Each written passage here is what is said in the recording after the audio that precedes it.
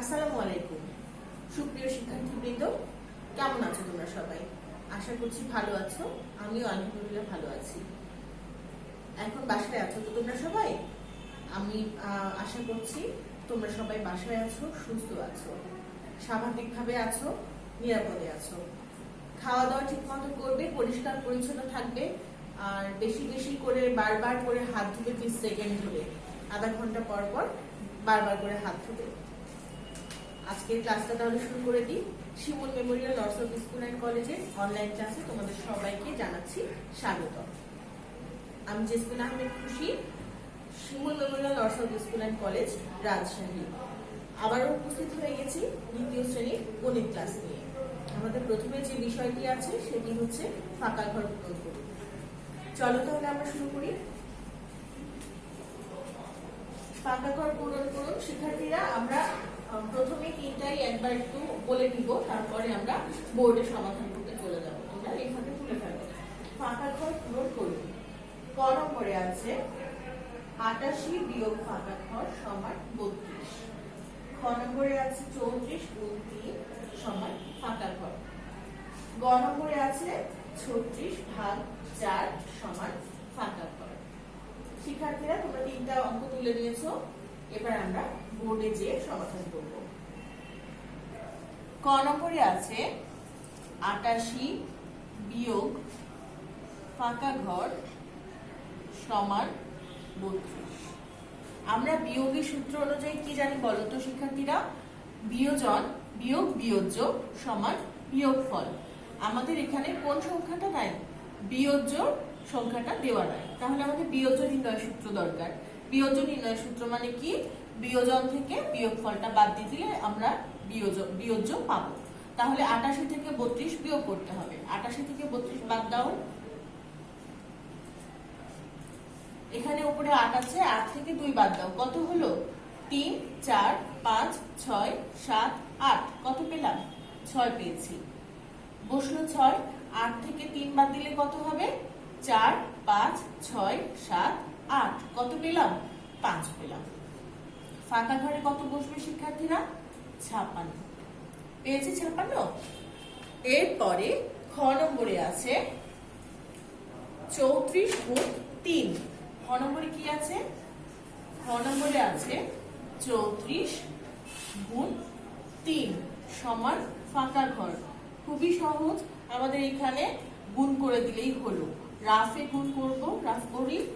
চলো, ৩৪ গুণ ৩। ৩ ৪ কত হলো? ৩ ৪ হয় ১২। ১২ কত বসলো? ২ বসলো। হাতে কত থাকে? ১ থাকে। ৩ ৩ ৯। ৯ আর হাতের ১ কত হয়? ১০। তাহলে আমাদের গুণফল কত আসলো? ১০২। বুঝতে পারছো শিক্ষার্থীরা? আশা করছি বুঝতে পারছো। এবার চলো গ নম্বরে চলে যাই। গ নম্বরে কি আছে বলো? গ নম্বরে আছে, আমরা তুলেছিলাম ৩৬ ভাগ ৪। ৩৬ ভাগ ৪ সমান ফাঁকা ঘর। কি করবো বলো তো শিক্ষার্থীরা? আমরা কত ঘরে ভাগ করতে গেলে নামতা পড়তে হয়। কত ঘরে নামতা পড়বো? ৪ ঘরে নামতা পড়বো। ৩৬ কত দূর যে যায় দেখো। ৪ ঘরে নামতা পড়লে ৯ ঘর গেলে ৩৬ হয়। ৪ ৯ ৩৬। আমরা ফাঁকা ঘরে বসাবো ৯। শিক্ষার্থীরা তুলে ফেলেছো আমরা আমাদের ক খ গ। আশা করছি তুলেছো। এবার আমরা ভাগটা কি বুঝতে পারছি বাবুরা? আমরা দেখো এখানে ৩৬ ভাগ ৪ সমান ৯। আমরা ৯ পেয়েছি। কিভাবে পেলাম? আমরা ৪ ঘরে নামতাটা পড়েছি সম্পূর্ণটা। আমরা একবার একটু মুখে মুখে বলে নিই দেখি। ৪ ১ ৪, ৪ ২ ৮, ৩ ৪ ১২, ৪ ৪ ১৬, ৪ ৫ ২০, ৪ ৬ ২৪, ৪ ৭ ২৮, ৪ ৮ ৩২, ৪ ৯ ৩৬। তাহলে আমাদের কত পেলাম? ৪ ৯ ৩৬ পেলাম। শিক্ষার্থীরা, আমাদের ক খ গ এই তিনটা প্রশ্ন তোলা হয়েছে। আশা করছি তোলা হয়েছে। এবার চলো আমরা ২ নম্বরে চলে যাই। ২ নম্বরে কি আছে দেখো শিক্ষার্থীরা? ২ নম্বরে আছে নিচের সংখ্যাগুলো ক্রমবাচক পদ্ধতিতে পূর্ণরূপ ও সংক্ষিপ্ত রূপে লিখুন। আমাদের এখানে কি কি সংখ্যা দেওয়া আছে দেখো। ১৭, ১৮, ১৯, ২০। এই ৪টা সংখ্যার আমাদের সংক্ষিপ্ত রূপ নির্ণয় করতে হবে, পূর্ণরূপ নির্ণয় করতে হবে। পূর্ণরূপ মানে হচ্ছে বানান সহ, ঠিক আছে? সংক্ষিপ্ত রূপ কি আছে? যে সংখ্যাগুলো দেওয়া আছে 17, 17 এর সংক্ষিপ্ত রূপ হচ্ছে 17 পরে তালব্য স। এটা পূর্ণরূপটা কি হচ্ছে? সপ্তদশ। সপ্তদশ। ক্রমবাচক পদ্ধতিতে 17 এর পূর্ণরূপ হচ্ছে সপ্তদশ, সংক্ষিপ্ত রূপ হচ্ছে 17 এর সাথে তালব্য স। এবার দেখো 18, 18 এর পূর্ণরূপ কি? অষ্টাদশ। বানানটা খেয়াল করো, স্বরে অ মূর্ধন্য শয়ে টয়ে যুক্ত আকার, অষ্টা দ তালব্য স, অষ্টাদশ। এবার এটা সংক্ষিপ্ত রূপ কি হবে?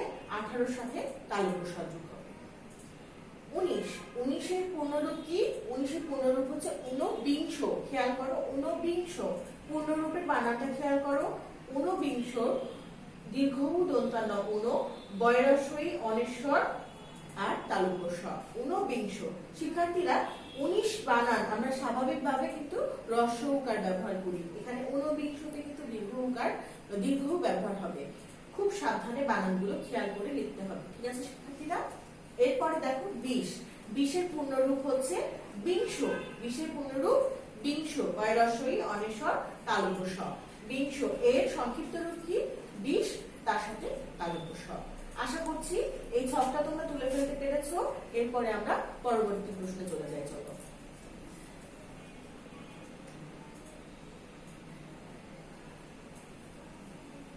3 নম্বরে আছে নিচের সংখ্যাগুলো বানান করে লিখুন।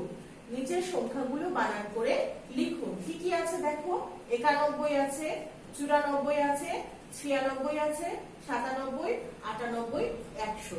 এবার আমরা বানানগুলো বারবার করে পড়বো। এ কয় আকারে কা, দন্ত ন, বয় কয় যুক্ত রস্বই, 91। এ কয় আকারে কা, দন্ত ন, বয় বয় যুক্ত রস্বই, 91। 94, চয় রস্বকারে চু, রয় আকারে রা, দন্ত ন, বয় বয় যুক্ত রস্বই, 94। আরেকবার বলি, চয় রস্বকারে চু, রয় আকারে রা, দন্ত ন, বয় বয় যুক্ত রস্বই, 94। এবার আছে হচ্ছে 96। 96 বানানটা পড়ে ফেলি। 6 রস্বইকারে ছি, অন্তস্থ অয় আকারে আ, দন্ত ন, বয় বয় যুক্ত রস্বই, 96। আরেকবার বলি, 6 রস্বইকারে ছি, অন্তস্থ অয় আকারে আ, দন্ত ন, বয় বয় যুক্ত রস্বই, 96। এরপরে আছে হচ্ছে 97। দন্ত স আকারে সা, তয় আকারে তা, দন্ত ন, বয় বয় যুক্ত রস্বই, 97। আরেকবার বলি, দন্ত স আকারে সা, তয় আকারে তা, দন্ত ন, বয় বয় যুক্ত রস্বই, 97। এরপরে আছে হচ্ছে 98। স্বরে আ, টয় আকারে টা, দন্ত ন, বয় বয় যুক্ত রস্বই, 98। আরেকবার বলি, স্বরে আ, টয় আকারে টা, দন্ত ন, বয় বয় যুক্ত রস্বই, 98। এরপরে কি আছে? 100। এ ক এক, তালব্য স ত, শত, 100। আরেকবার বলি, এ ক এক, তালব্য স ত, শত, 100। শিক্ষার্থীরা তোমাদের তোলা হয়েছে। এবার আমরা পরের প্রশ্নে চলে যাব। পরের প্রশ্নে আছে হচ্ছে 15 এর ঘরের গুণের নামটা লিখুন। 15 ঘরের গুণের নামটা আমরা এর আগে পড়েছিলাম 14 পর্যন্ত নামটা, আজকে আমরা 15 ঘরের নামটা পড়ছি। চলো আমরা তুলে ফেলি। 15 1 15, 15 2 30, 15 3 45, 15 4 60, 15 5 75, 15 6 90, 15 7 105, 15 8 120, 15 9 135, 15 10 150। শিক্ষার্থীরা আর আরেকবার বলি আমরা সবাই। 15 1 15, 15 2 30, 15 3 45, 15 4 60, 15 5 75, 15 6 90, 15 7 105, 15 8 120, 15 9 135, 15 10 150। আশা করছি তুলে ফেলেছো। এবার চলো আমরা পরের প্রশ্নে চলে যাই। পরের প্রশ্নে কি আছে? পরের প্রশ্নে আছে অঙ্ক কষে দেখান। 27 টাকা 3 জনকে সমানভাবে ভাগ করে দেওয়া হলো। এটা উদ্দীপক। দেখো একটা প্রশ্ন কি বলছে, প্রত্যেকে কত টাকা করে পাবে? গাণিতিক বাক্য ব্যবহার করে সমাধান করুন। আমরা আরেকবার প্রথম থেকে প্রশ্ন পড়ে আসি। 27 টাকা 3 জনকে সমানভাবে ভাগ করে দেওয়া হলো, প্রত্যেকে কত টাকা করে পাবে? গাণিতিক বাক্য ব্যবহার করে সমাধান করুন। এবার আমরা গাণিতিক বাক্যটা এখানে দেখো লিখেছি ভাগ চিহ্ন দিয়ে 27 ভাগ 3 সমান ফাঁকা ঘর। চলো শিক্ষার্থীরা এটা সমাধানটা আমরা বোর্ড থেকে করে আসি। সমাধান, হ্যাঁ, প্রশ্নের সমাধান। এখানে আমাদের প্রথমেই বলেছে কি যে গাণিতিক বাক্য ব্যবহার করে সমাধান করুন। আমরা প্রথমে গাণিতিক বাক্যটা লিখব, তারপরে সমাধানটা করব। চলো গাণিতিক বাক্যটা লিখে ফেলি। গাণিতিক বাক্য সমান কি হচ্ছে, 27 টাকা ছিল, 27 টাকা ছিল আর হচ্ছে 3 জনকে ভাগ করে দিতে বলেছে, তাই না? তাহলে 27 ভাগ 3 সমান কত, তাই না? কত টাকা করে প্রত্যেকে পাবে, তাই ফাঁকা ঘর। ঠিক আছে, এবার আমরা সমাধানটা করি। কি লিখবো, 3 জন পাবে, 3 জন পায় কত টাকা, 27 টাকা। 3 জন পায় 27 টাকা। অতএব একজন পায় 27 ভাগ 3।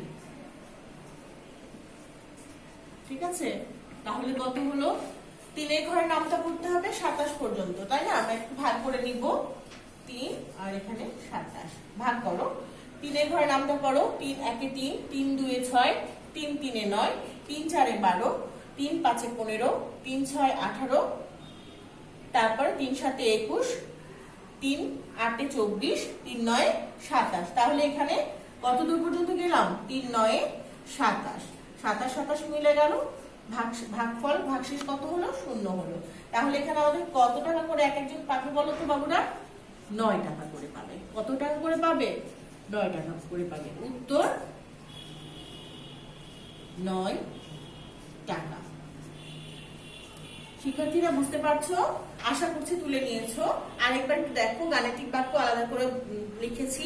3 জন পায় 27 টাকা, একজন পাবে 27 ভাগ 3 টাকা সমান 9 টাকা। আমরা রাফটা এখানে দেখিয়ে দিয়েছি, তোমরা খাতায় অবশ্যই রাফটা রাখবে, রাফটা দেখাবে।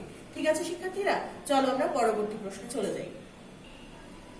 এবার দেখো শিক্ষার্থীরা, আমাদের 6 নম্বরে আছে আয়তক্ষেত্রের দুটি বৈশিষ্ট্য লিখুন। আমরা এর আগে গতদিন ক্লাসে কি পড়েছিলাম, আয়তক্ষেত্রের চিত্রসহ সংজ্ঞা পড়েছিলাম, তাই না শিক্ষার্থীরা? আমরা একটু সংজ্ঞাটা একটু রিভাইজ দিয়ে দিই, তাহলে বৈশিষ্ট্যগুলো সংজ্ঞা থেকে পেয়ে যাবো। আমাদের সংজ্ঞাটা কি ছিল, যে চতুর্ভুজের বিপরীত বাহুদ্বয় সমান ও সমান্তরাল এবং প্রতিটি কোণ সমকোণ, তাকে কি বলি, তাকে আয়তক্ষেত্র বলে। তার মানে আমাদের সংজ্ঞাতে কিন্তু দুটো বৈশিষ্ট্য অলরেডি দেওয়া আছে। আমরা একটু সংজ্ঞা থেকে বলে আসি, কি পেলাম সংজ্ঞাতে, বিপরীত বাহুদ্বয় সমান ও সমান্তরাল পেয়েছি একটা বৈশিষ্ট্য। 2 নম্বর বৈশিষ্ট্যটা হচ্ছে এর প্রত্যেকটি কোণ সমকোণ বা 90 ডিগ্রি। ঠিক আছে, তাহলে দেখো ওই জিনিসটাই আমরা এখানে লিখেছি। আয়তক্ষেত্রের দুটো বৈশিষ্ট্য কি কি আছে, বিপরীত বাহুদ্বয় পরস্পর সমান ও সমান্তরাল আর প্রতিটি কোণ সমকোণ। কি পেয়েছি, 1 নম্বর কি বলতো, বিপরীত বাহুদ্বয় পরস্পর সমান ও সমান্তরাল এবং প্রতিটি কোণ কি, সমকোণ। আমরা আরেকবার বলে ফেলি, বিপরীত বাহুদ্বয় পরস্পর সমান ও সমান্তরাল এবং প্রতিটি কোণ সমকোণ। ঠিক আছে শিক্ষার্থীরা, তোমাদের তোলা হয়ে গেছে আশা করছি বৈশিষ্ট্য দুটা। এরপরে আমাদের আজকের যে ক্লাস হচ্ছে, এই ক্লাসের উপর ভিত্তি করে আগামী দিন কি হবে তোমাদের নেক্সট ডে ফিডব্যাক। আজকের পড়াটা বাসায় অবশ্যই ভালোভাবে চর্চা করবে এবং ফিডব্যাকের প্রশ্নটা ভালোভাবে কমপ্লিট করবে। ঠিক আছে শিক্ষার্থীরা, আজকে তাহলে এই পর্যন্তই। পরবর্তী দিনে আমরা আবারও ক্লাস নিয়ে হাজির হয়ে যাব। সেই পর্যন্ত তোমরা সবাই ভালো থাকো, সুস্থ থাকো, নিরাপদে থাকো। সেই পর্যন্ত বিদায়। আসসালামু আলাইকুম।